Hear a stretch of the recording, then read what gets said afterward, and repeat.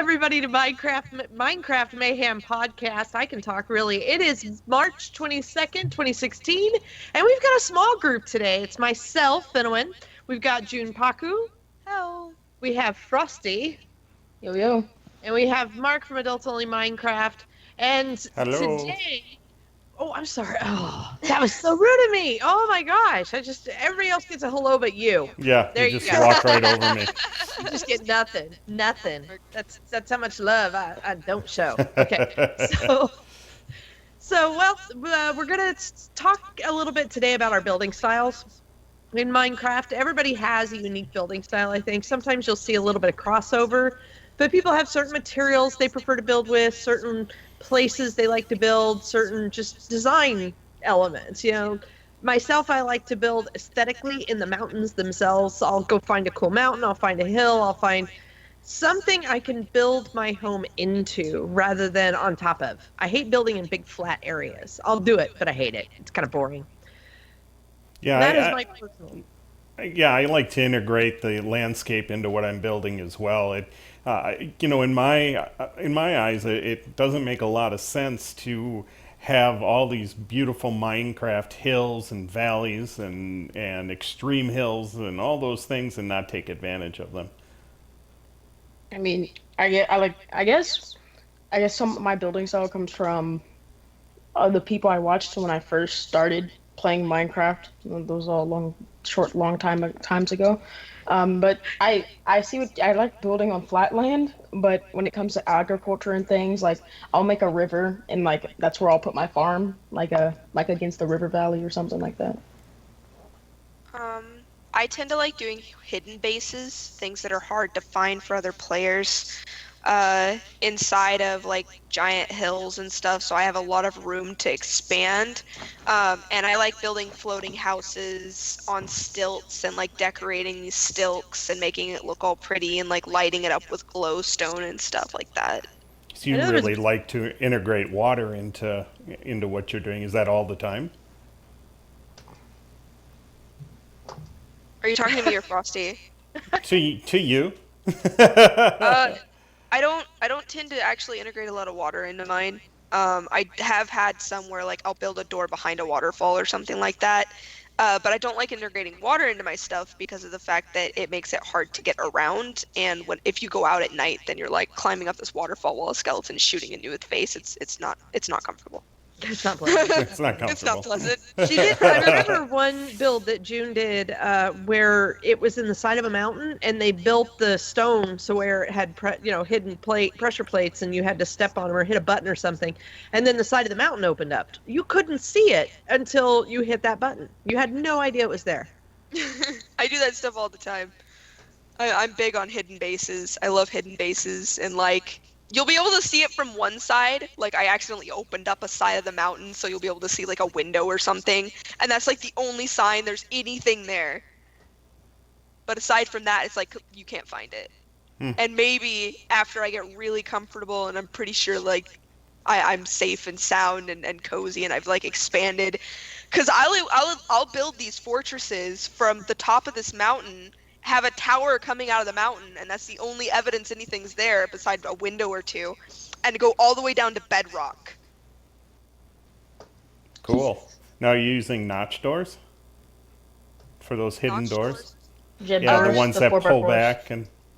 No, I don't. I use. I kind of like swap my systems. I'll sometimes use notch doors, and I'll sometimes use like I'll find that one section where it would look perfectly fine for there to be indent right there in the thing. The thing? The Stop thing. using those technical terms. Very In the technical. cliff face. Yeah, I'll find a cliff face area where if you step on the button in that one spot, it'll look fine for the pistons to have a little indent there. It'll that way it's not Obvious? completely obvious. Yeah. Yeah. Gotcha. Sorry. English, the words. I speak very good English.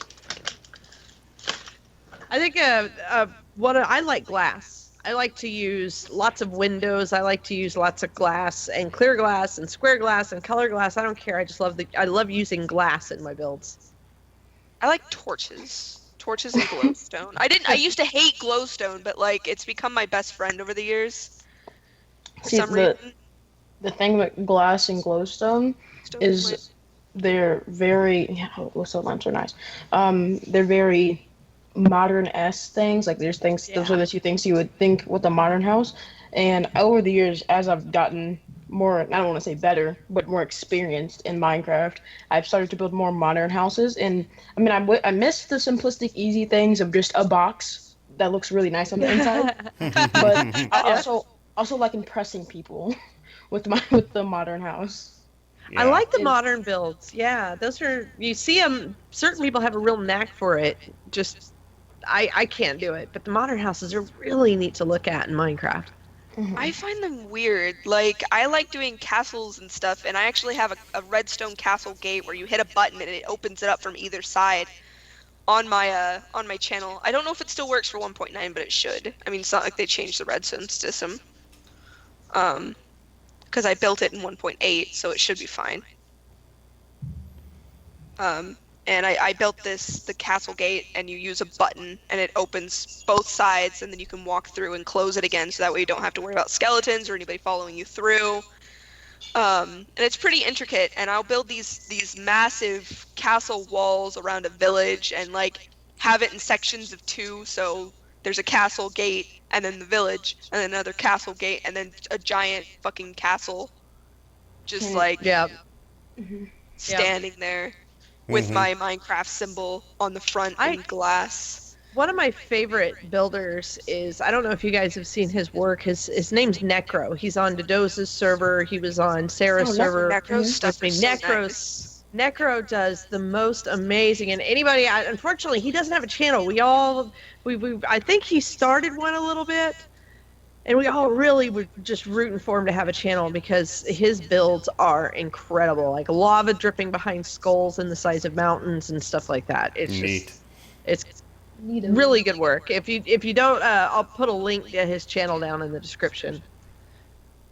Cool. Yeah, I've got a friend on the Craft Theory server.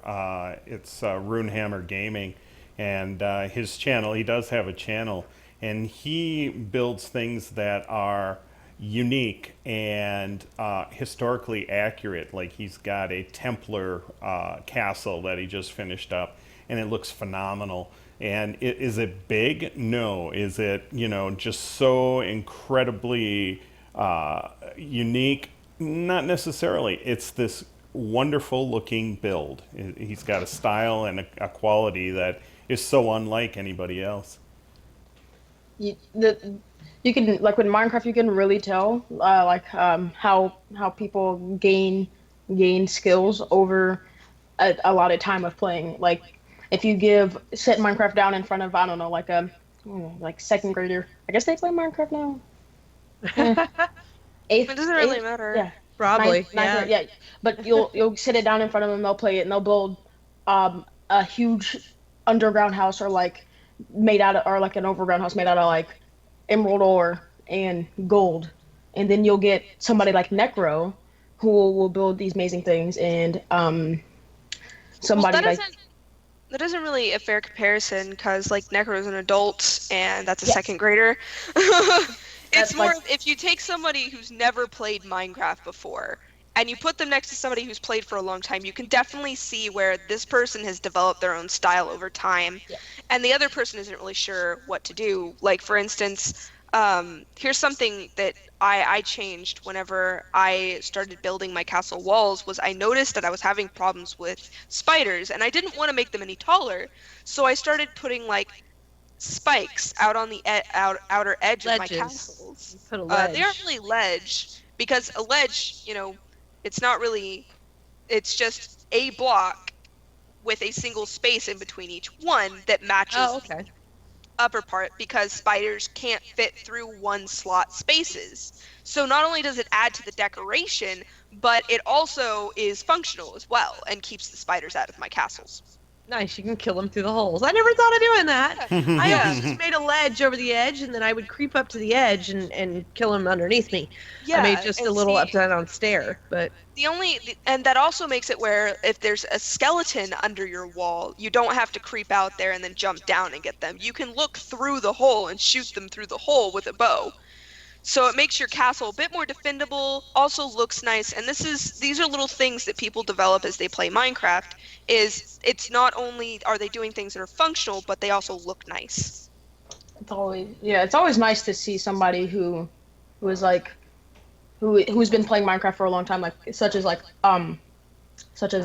one of us four, and then seeing like how they developed their style, and then seeing somebody who I don't want to say like just got Minecraft, but it hasn't been playing it for as long, and seeing like their underground bases. Because I have a friend, when she plays Minecraft, she doesn't do it too often, but when she does, she really goes all out with her base, especially underground. It's always quite nice.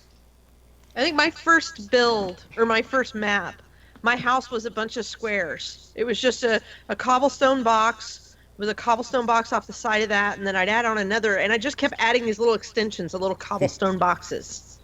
And it wasn't very pretty. It was very functional, but it wasn't very pretty. And that was my first. I still have it, and I still have that world. You know, you always keep that first world. Every time a new version comes out, I start a new world and I name it after that world. I'll go back and play the previous ones now and then, just cause. Yeah.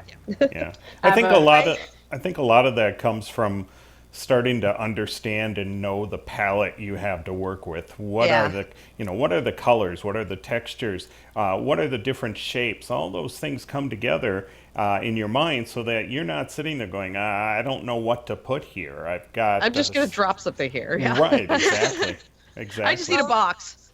My first Minecraft build was I found this mountain coming out of the middle of this literally it was like a crescent shaped mountain coming out of the middle of the ocean in the middle of nowhere. And my friend and I decided we were going to camp there together. And it started out as just the two of us. She built an underground under my house base, and I built one into the side of the mountain. And we had a watermelon farm and a sniping tower and all these other things. And eventually my little base ended up becoming a central hub for the entire server because everybody would come over and be like, "Holy crap, this place is awesome!" And they'd add a tower or they'd add Oh, a nice. fort with the boat, and it grew and grew and grew until we had like 7 people in this one section just hanging out all the time. We had an abandoned mine and farms, and I had the farming area with all the animals up away from everyone, so we wouldn't have to listen to them mooing because this was I turn hate that that. off. Yeah. And I Yeah. put a glass around it and a sniping tower attached to that. So like spiders would get up on the glass and you just run up the sniping tower and kill them off.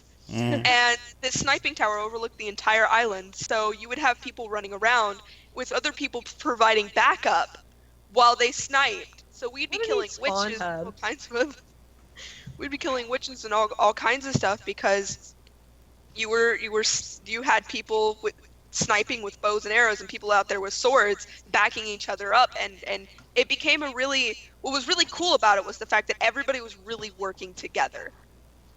And group What- builds are amazing to do. Oh Well, yeah, group- they're what so kind of fun. builds? A group build? Group Group builds, builds. yeah. Yeah. Yeah, What's it's from great about group builds is the fact that everybody has their own we're back to that everybody has their own style, and people try to work each other's styles into their builds so that way everything matches. And what's cool about that is you get all these unique buildings that people wouldn't even thought to do before because they're trying to match each other's styles. Yep.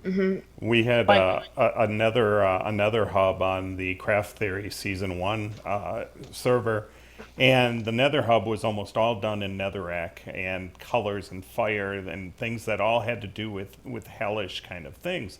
But then each person would take their hallway off of the main hallway and put their own style, their own twist to it. And some of the things that people came up with were absolutely amazing just in stupid little hallways. a good example of people coming together, even though it was a great time. But like Nirvana season 2 and I think season 4 were the spawn hubs were absolutely this amazing because you had people who were almost new to the game building things you wouldn't really think of building like Black Ops for example. If you would go out a little bit, you would find a whole like town. It was like the most realistic thing with roads and school buses and fire Oh wow. trucks. It was so nice. And then if you went to the west of town, you would find things like the cartooner's place, which was just pretty much a huge fort, which was just a fort. In Midtown, you would find like community living. We just when you get so many people together, you just get like list on list of ideas that can make or break a server, and most of the time it's gonna make it because I don't know about you, but I like seeing things like all together, like a whole bunch My of different ideas and houses together. My Kind of favorite part of a server is having that hub and working in that hub. I don't even, I mean, you end up making bases just to collect resources so you can bring it to town. Really, that's what I end up doing. I prefer to play in the hub. Oh, and that I do becomes the too. showpiece of the server is that central Yeah. hub area. What I hate, the one thing I hate about, playing on servers that don't have hubs is everybody kind of just spreads out and then you never see anyone ever again. And it's basically Yeah. like playing by yourself. And it's not Yeah. any fun. It's like the point of having a server is playing with your friends. And generally people once the hub's gotten so full, people will stop building there. They'll get bored with it. And it's like, "Oh, well, it's cool to have your own base, but like it's no fun if you're always by yourself." Right, right. And that's when it's time for a reset. I've found Yeah, in the but a past. lot of people don't want to reset because of the fact that, they worked really hard on it and now it's like, Yeah. well, I don't want to delete it. Well, you don't necessarily have to. The servers I've played on in the past that have done resets make the world available as a local world, so you can just download it and have access to it at any time you want. And a lot of times they're great for making videos or just using as reference or things like that. But Well, the thing is, why reset when you could just, move Start the another spawn base. somewhere else Yeah. and have everybody start out again? There's no reason to reset the entire world when you could just move everything. For that's a good Set point. up set up an underground track, run that underground track to the next area and start over. while I And then was you have still these huge cities everywhere. yeah, while I was still in still playing SMPs, I had another one where they wouldn't reset, but they would MC edit the last map, and they would be like, well, it was kind of restraining. They'd be like, well, don't build too far out, and give us the coordinates of the farthest houses and stuff, so they could MC edit like the whole space, like down to bedrock, and then put it in the new world. So in season 1, everybody lived in this huge treehouse. And if you went far enough out, you could find that same treehouse with everything that you left in it from the past because we never played in snapshots, so we wouldn't have Well, any it's glitched out blocks. Well, what's the point of that when you could just, move everybody to a new spot and not have to worry about editing? So you would have, if you didn't want to build a new house, say like you built the house and it was like perfect. You don't know how you did it, but you did, and you loved it. And you don't think you can replicate it, and so you could just stay in that house, but you would still be in a new world and you would You could be build out closer from to there spawn. new. Yeah, you could build out from there because they would take the houses and stuff. They would move them closer to spawn, like move them closer to spawn, so people like would be, I guess. That seems like a lot of work. Yeah. Yeah, when you it was could it was just- a it was a moderately small server. It was like less than 9 people, 9-10 people. So we didn't go out too far. I don't mind One resets. thing I hate about servers is the fact that, when you're playing on these public servers, you have to really hide your bases or people will run in and take all your stuff, and it's just really rude. Yeah, that's why I don't play on them. I don't play on Yeah, public didn't- servers I didn't- at all. I don't- Ever. I don't have the option. I don't have the choice because I don't have anybody who has invited me to a Minecraft server. And I recently got a friend who is willing to play Minecraft with me, and I'm just like, well, I don't have a server that I can play on because I don't record, and all the servers that I know of require you to record. In Oh, no. Minecraft farms. Yeah, that's what That's- we did. We went through a Minecraft forum and we found a server that didn't have a lot of people on it, but was still, one of those whitelists, and we got permission to get on it. And we were on it for 5 days. Someone came by and killed all but one of our cows, took all of our torches from both of our Oh. bases, Wow. and took all of our sugarcane and all of our food and left the island like that. So we walked into our base, Oh. like 4 creepers in my house. Oh no. And they went all the way down into my 2 bedrock mine and took everything.